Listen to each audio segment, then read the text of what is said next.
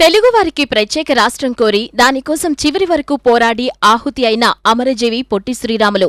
ఆయన 1901 మార్చి 16న కటిక పేదరికం అనుభవిస్తున్న పొట్టి గురువయ్య, మహాలక్ష్మమ్మ దంపతులకు 3వ సంతానంగా జన్మించారు. ఆయన విద్యాభ్యాసం మద్రాసులో జరగగా 1920వ సంవత్సరంలో శానిటరీ ఇంజనీరింగ్ డిగ్రీ పట్టా పొందారు. 1924 నుంచి 1929 మధ్యకాలంలో రైల్వే శానిటరీ ఇంజనీర్గా పనిచేశారు. ఆయనకు 1926లో తన మేనకోడలు సీతమ్మతో వివాహం జరిగింది.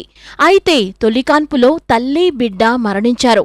ఆ తరువాత కొద్ది కాలానికే ఆయన మాతృమూర్తి కన్నుమూశారు. 28 వయసుకే జీవితంలో నా అనే వాళ్లంతా ఒక్కొక్కరే తనువు చాలించడంతో శ్రీరాములు ఒంటరివాడైపోయాడు.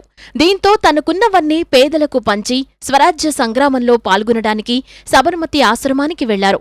1930 ఏప్రిల్ 1న గాంధీజీని కలిసి సత్యాగ్రహిగా శిక్షణ పొందాడు. పొట్టి శ్రీరాములు తొలిసారి నాసిక్లో కారాగారవాసం అనుభవించారు. జైలులోనూ ఆయన సత్యాగ్రహిగా జీవించి అందరికీ ఆదర్శంగా నిలిచారు. 1934 జనవరి 15న ఉత్తర బీహార్లో వచ్చిన భూకంపం కారణంగా సర్వం కోల్పోయిన వారిని ఆదుకునేందుకు బీహార్ వెళ్లి అక్కడి సీతామోర్ తాలూకాలో నెలల తరబడి సేవా కార్యక్రమాలు చేశారు. తిరిగి గుజరాత్ చేరి సత్యాగ్రహ ఆశ్రమంలో సేవలందించి కొన్నాళ్లకి తారావాడలోని శ్రమజీవి ఆశ్రమంలో నివాసం ఏర్పరుచుకుని వ్యవసాయ క్షేత్రాన్ని నిర్వహించాడు. ఇంతలో మారెళ్ల గ్రామంలో మేనమామ అవసాన దశలో ఉన్నట్లు వార్త రావడంతో శ్రీరాములు అక్కడకు చేరాడు. అక్కడే ఆయన తొలిసారి నిరాహార దీక్ష చేసి అందరి దృష్టిని ఆకర్షించారు.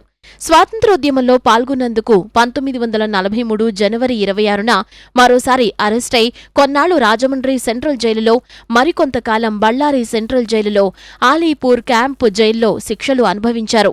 జైలులో ఉండగా స్వయంగా ఖైదీల మలమూత్రాల్ని ఎత్తి మరుగుదొడ్లు కడిగి జైలును శుభ్రపరిచి సత్యాగ్రహానికి కొత్త అర్థం చెప్పాడు. జైలు నుంచి విడుదలయ్యాక నెల్లూరు జిల్లాలో అంటరానితనం నిర్మూలనకు శ్రీరాములు పూనుకున్నారు. అంటరానితనం వద్దు అనే స్లోగన్లు రాసిన అట్టలను మెడలో కట్టుకుని వీధుల వెంట తిరిగి ప్రచారం చేసేవారు. అదే సమయంలో వితంతు పునర్వివాహం, యానాదులకు సహపంక్తి భోజనాలు, కులాలకు అతీతంగా అనాథల అంతిమ సంస్కారాలు చేశారు. నెల్లూరు వేణుగోపాలస్వామి గుడిలో హరిజనులకు ప్రవేశం కావాలంటూ 1946 మార్చి 7న నిరాహార దీక్ష ప్రారంభించాడు. చివరకు ధర్మకర్తలు అంగీకరించడంతో మార్చి 16న తన దీక్ష విరమించారు. దేశానికి స్వాతంత్ర్యం వచ్చాక కూడా శ్రీరాములు పేదల పక్షాన పోరాటాలు చేశారు. రేషనింగ్ విధానంలో లోపాలను తొలగించమని ప్రభుత్వాన్ని కోరిన కారణంగా 1947 అక్టోబర్లో నాటి మద్రాస్ ప్రభుత్వం ఆయనను అరెస్టు చేసి జైలుకు పంపించింది. గాంధీజీ వర్ధంతి జనవరి 30న పీడిత సేవా దినంగా ప్రకటించాలని డిమాండ్ చేస్తూ మద్రాస్ ప్రభుత్వానికి వ్యతిరేకంగా 2 పర్యాయాలు నిరాహార దీక్ష చేశారు. ఇక శ్రీరాములు సాగించిన సత్యాగ్రహ పోరాటాల్లో చివరిది ఆంధ్రరాష్ట్ర సాధనా పోరాటం.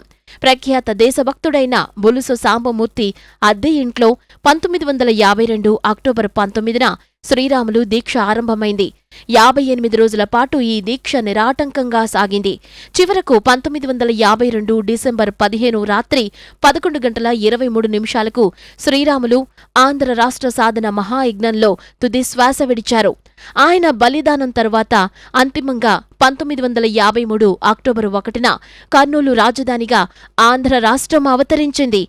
నికార్సైన సత్యాగ్రహి, పీడిత ప్రజల పక్షపాతి, సమాజ సేవకుడు, అసలైన గాంధేయవాది, అన్నింటికీ మించి గొప్ప దేశభక్తుడైన శ్రీరాములు జీవితం నేటి తరానికి గొప్ప ఆదర్శం.